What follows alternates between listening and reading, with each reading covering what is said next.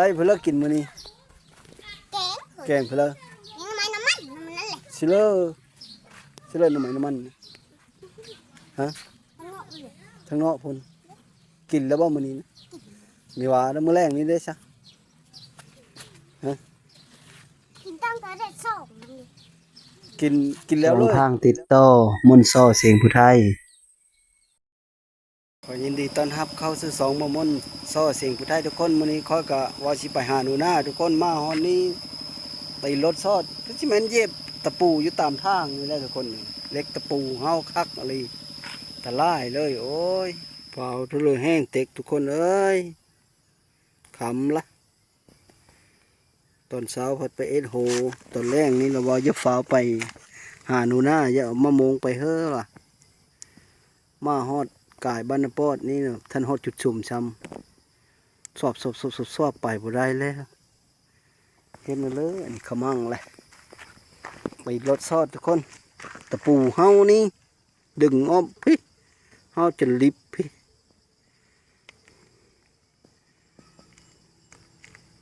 ไปจอดอยู่เสื้อบาทยังไก่แต่แท้ว่าจะไปหาหนูหน้าผลสุดท้ายรถตีนทอดเย็บตะปูมาเป็นอยู่หานนี่ ผู้นั้นน่ะมานอนอยู่ในเต่งนี่บ่แจ้งกระป้องเลยเออมือ5-6 มือขึ้นหลังนะได้มุกนาวดูดฮุกนี่เลยมันนาวขึ้นมันนาวเล่นนะนั้นแล้วคนว่ามาฮอดนี่แหละฮอดโคนี่แหละแยกเข้ามาทางผีหนูนาว่านั่นนะแล้วมานอนอยู่เฮือนเจ้านี่เนาะนอนอยู่เต่งนี่แจ้งกระป้องเสโอ้ยหยิบผ้าเอาขนมหัวช่องทงแล้วมีเยอะมั้ยบ่ได้มาทุกคนนะเกือบบ่ได้มาตีรถนั่นตะปูแท่งเอามะมงมาเฮอหนูนะใช่ไหมไม่ได้ไปเลยเราได้มะมงมาเฮอโอ้สบายดีไหมบ่ได้เพื่อได้เขาก็ได้มะมงอันค่อยซื้อเฮอละว่านนี้ทั้งมีทั้งเพลออันนี้ก็มะมงมาเฮอนี่ก็ได้มื้อนั้นกะน่ะเฮาอย่าไปซื้ออันกระเล่มตายเฮาเรื่องเงินน่ะ12,000มาเบิ่งอยู่น้อยเบอร์5ชิปได้นี่นะเห็นมึงไปซื้อกับมึงเว้าค่อยเอา10,000แล้วก็เฮอเขาทอนแม่นเลยค่อยพะเยอะมาเป็นเฮอค่อยก็มีเบอร์แม่นเลยค่อยเอาเฮอมาชื่นมื้อนึงน่ะ100,000แล้วก็ตะก้อนผู้ก็เฮอพี่ลือได้มันเว้า12,000น่ะมาเบิ่งก็อยู่ผ้าโหผ้านั้นเพิ่นก็ยืนเบิ่งโมลาเบอร์5ชิปได้นี่5ชิปกับ 2,000มันว่า12,000เฉยอยู่นั่นน่ะแม่อย่ากินมังเงี้ยวพอไปแม่นเธอเลยเดี๋ยวมือกินชมได้บ่ปลาแดกก็ไม่ได้ปลาแดกแตงโนกับมะขวิดเอาฮือละกายปลายมือแม่ของเอฟคืออยู่แม่อีแม่นอนเขาทั้งซื้อมะขวิดเขาทั้งพี่เลยได้คณะเจ้ามามีท่านมันฟาดก็นี่มันละเบาเรามีแล้วหุ่นน่ะมันโตปากวิ่งเอาไปด่าไปดีมื้อนี้นะก้อนนี่นะเขามาแล้วกันอีผีบ้าอีบุญอีแบ้คอยน่ะชาวบุญอีบุญอีแบ้ยิบคนมาเบ่งไปถวายใช่ไหมไปแล้วมึงอย่าไปเพื่อขันค่อยจะไปหาเครื่องแถวเห็นบัตรถือค่อยไปเอามาเงี้ยวว่าป้านี่แหละมึงเอาเจ้านี่ก็เอามาไผ่ไปโม่บุญบอนเก่าเอ็ดอันนั้นเห็นข้าวหันหนูหน้ามาเบิ่งดูมาไผ่นี่นะมึงมาชิมเบิ่งดูเป็นเว้าชมพยัญกูเอาอันเครื่องเจ็บท้องมึงกินหวานเลยมีเป็นกับพึ่งเชื่อแล้วก็ผงเชื่อทุกคนเชื่อมาเอาด้วยมะม่วงนี่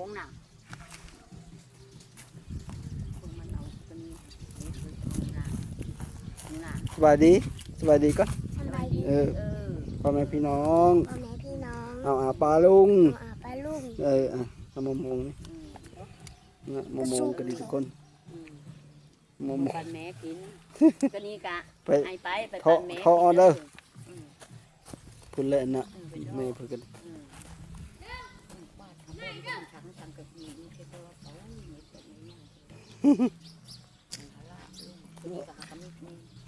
โอ้ได้เพื่อกินมื้อนี้แกงเพื่อยังไงน้ำมันนั่นแหละสิเลอหน่อไม้น้ำมัน ฮะ ทั้งนอกเลย ทางนอกพุ่นกินแล้วบ่มื้อนี้นะมีว่าแล้วมื้อแรงนี้เด้ซะ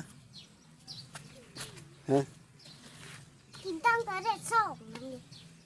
กินแล้วเลย กินแล้วแรงเลย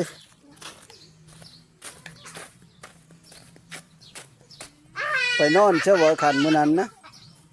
นอนเฮิรนเพ้อว่าบ้านนางงิวนะเอามานะแม่นะ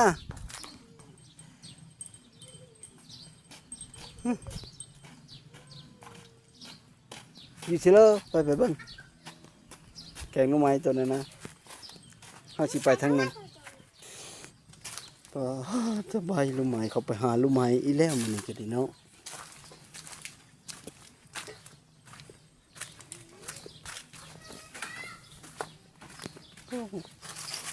สิเลอบันที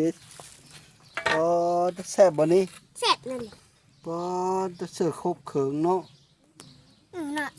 เสยตับไปหน่อยพร้อม เออ เอาไปหาแล้วเปล่าไม่ได้หมาเลย เห็นอยู่เสือจะตับกันหน่อยนะ ก็เห็นอยู่บนมันมีปลาหกปลาเพลินเด้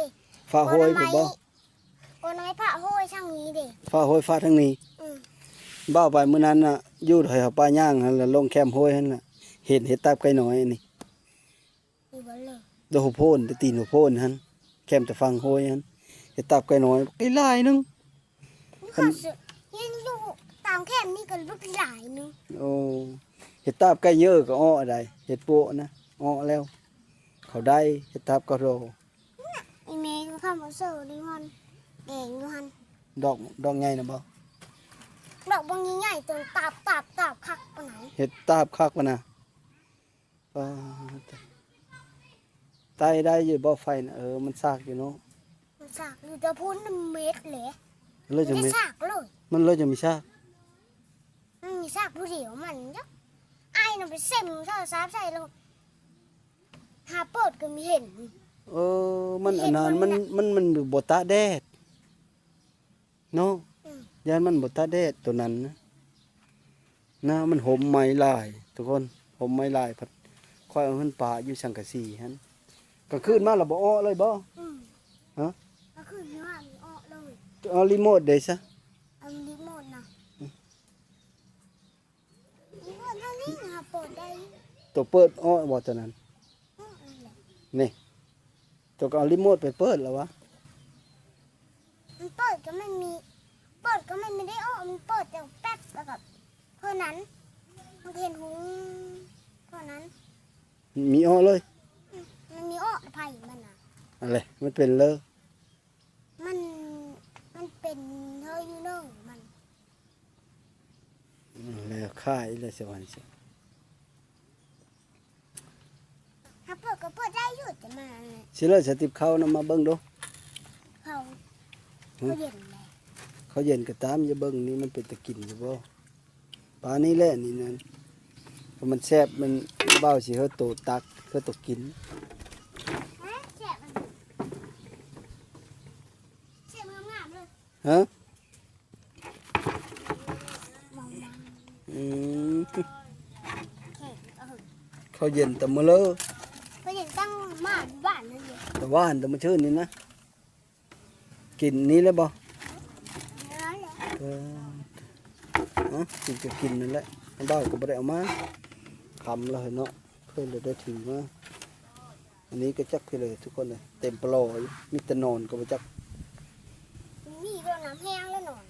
ฮะ น้ำแห้งแล้ว มันแห้งไปแล้วน้ำแต่น้ำมีแต่เข้าเต็มปลออยู่ จัก ยั งั้น น คือ อี เลย หายจุดนี้นะ ฮะ มันก็อีหาย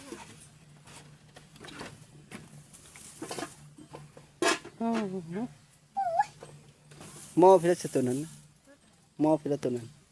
หม้อเห็ดตับอันนั้นเลย มาเบิ่งดูแล้วเบ้าหึ คือไรคือมาเบิ่ง โยหึนบ่ได้เด้มันนั่นเฮ็ดหึนน้ำบ่ได้ได้แบบนี้ได้ เม็ดแล้วเห็ดตับอยู่ได้กินเลย โอ้แกงเฮ็ดตาบตัวนี้นะเนาะ นะ เฮ็ดตาบเฮ็ดคอนทางพร้อมเฮ็ดเดินเฮ็ดดาวหยองเช่นำกันนี่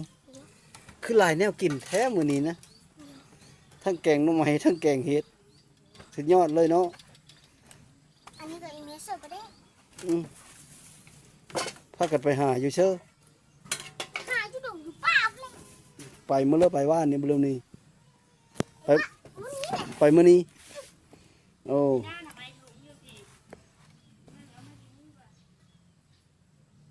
ดูไม่ทงเถิงเปลือนั่น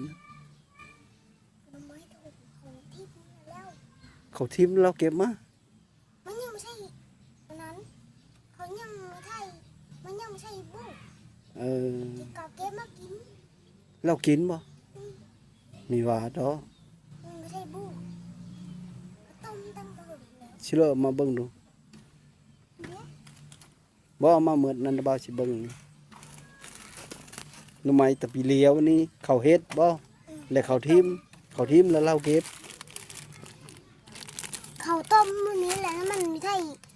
มันมีแม่นตะเหิงตะนานแล้วทิมรถเด้อท้องเสียเลยตัวดมมึงดูนี่นะมันบูดเดี๋ยวนี้ดมมึงดู ยังอยู่ ส้ม ฮะ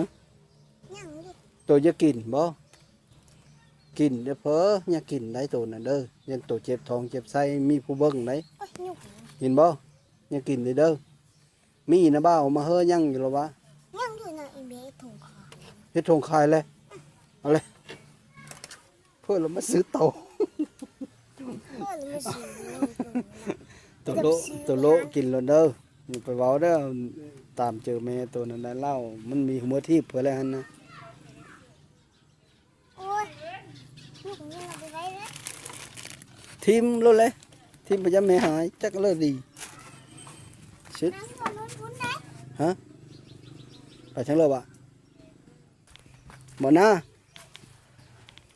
คือมันซากอยู่ได้เอารีโมทมามึงดูสิเปิดเบิ่งนี้คือมันซากอยู่ เนี่ยเสริมไว้แล้วอีกนิด เชิงเลย เอ้าตอนนี้มันคือซากแหละ นี่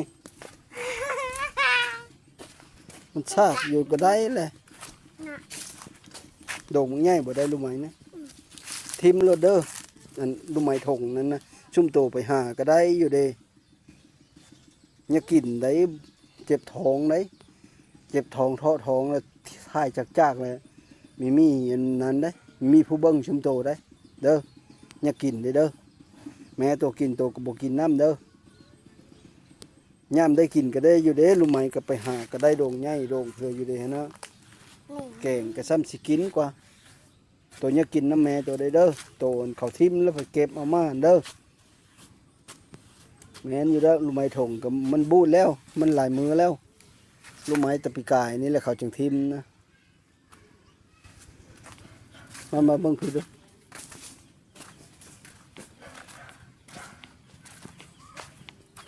อาบแล้วบ่น้ำมื้อนี้นะยั่งแหละนี่นะอาบแต่แม่ผัดเก่งลูกผมบ่เก่ง เพิ่มมีอาบน้ำเมื่อหนูหน้านะ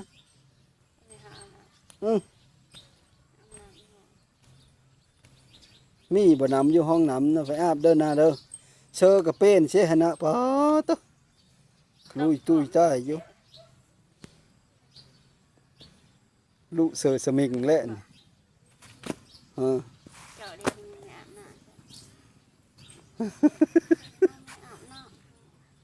สกปรกแหละนี่จะคนสะอาดจะเจอปัญยุ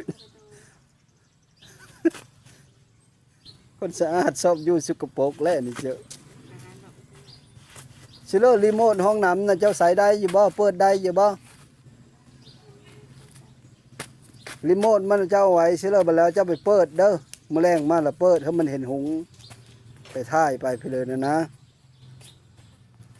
ตัวนี้นะหงส์บ่แมลงมานะดอกไฟนี่หงส์บ่แมลงมานี่หงส์บ่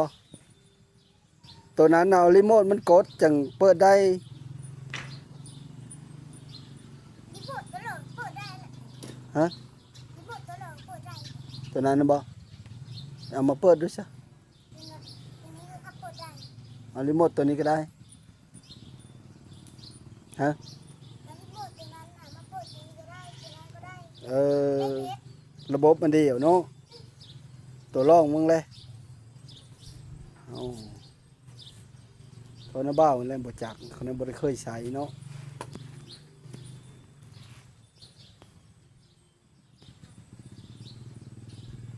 ไปฮอดเชอร์เว่นนี่นะฮอดดงอี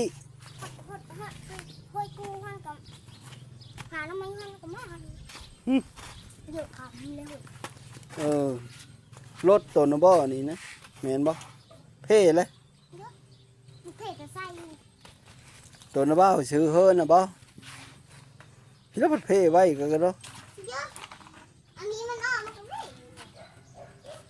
แล้วขึ้นไปใบเป็นพวกกีนตัวนั้นมันอันนั้นมันผัด ตัวเลย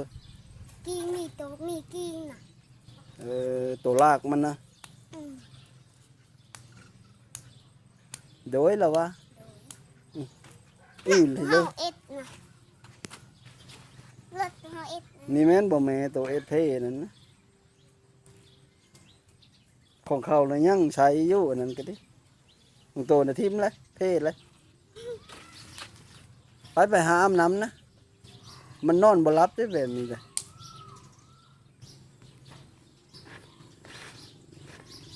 บ้ามาจอบเบิ้งอันยาชุบตัวบริกินเลยนะมาจอบเบิ้งมากันพอดีไปรถเย็บตะปูอยู่ทางหันแล่นกลับขึ้นบดเขาไปจอดอยู่บ้านปอดผู้อีเมื่อเช้านี่ผัดท้ายบีท้ายลีน มันเด็บอยู่ใช่เหรอ เย็บอยู่ด้านทางหันแล้วเราก่ายโคมาหัน ไก่คุยว่าน่ะ ก่ายโคให้สั้นมาหัน มันก็เย็บนะ เย็บเหล็กตะปูคานิ้วมือนี่ลิบจะลิบ รีบแล้วก็ตับแล้วเป็นไหม โอ้ยบดไปแห้วกระเต้าไปยากอีเล่อไปฮอดหานเขา ว่านแซ่บบ่เพื่อเฮ็ดนะ เขานี่แหละ อันโตได้กินฮะ ไม่ซ่อนเลยแหละ กินน้ำเมะซ่อนบ่ ไม่ซ่อนเอ็มลอยเวลาไปส่งให้เขา นะฉะนั้นนั้นเด้อสัตว์บ้าเมื่อเด้อสิไปบ่เขาหาฟืนเฮอบ่เขาหาฟืนเฮอก่อนเพิ่นเราไปหาเฮอนี่เขากลับมาเฮินเถาโดงมาบ่เฮินนะเบ้าเถาโดงนี่แหละเถาทองไปแก้ฟืนเฮอหนูหน้าทุกคนลด1-2 แสนเพราะว่ามันฟืนที่เหลืออยู่เด้อเฮิน2-3 โดนน่ะมันใหญ่มันเอาเฮาเต่าบ่ได้มันดังบ่ได้หนูหน้าก็ซีนบ่ได้เลยเขาละเฮอซื้อไม้เฮอเขามาส่งเฮอไม้2 แสนรถหนึ่งมาไม่เฮ้ยมาจะเสดง2 แสนมื้อละโตมาเฮอเด้อ ร่มเนี่ยเช้านี่ ฮะ วันแล้วเขาจะร่มแล้ว เฮาฉลม ฮะเช้านี้ ฟื้นแบบนี้แล้วทุกคนแต่ว่าโดนน้อยกว่านี้อันนี้ใหญ่โพดนี่นะหนูหน้าดังบ่ได้ค่อยละเฮอเล่าไปหามาเฮอบัดนี้ก็เสร็จภารกิจแล้วทุกคนอันมาเฮอพระเจ้าหาฟื้นเฮอหนูหน้าก็กะสิได้เมื่อและบานนี้ก็สุดท้ายก็ขอขอบอกขอบใจนำพ่อแม่พี่น้องที่เข้ามาติดตามรับชมก็ขอเฮออยู่ดีมีแห้งขอโชคสมานเฮอลำเฮอโรยสุขุสุขคนเด้อสบายดี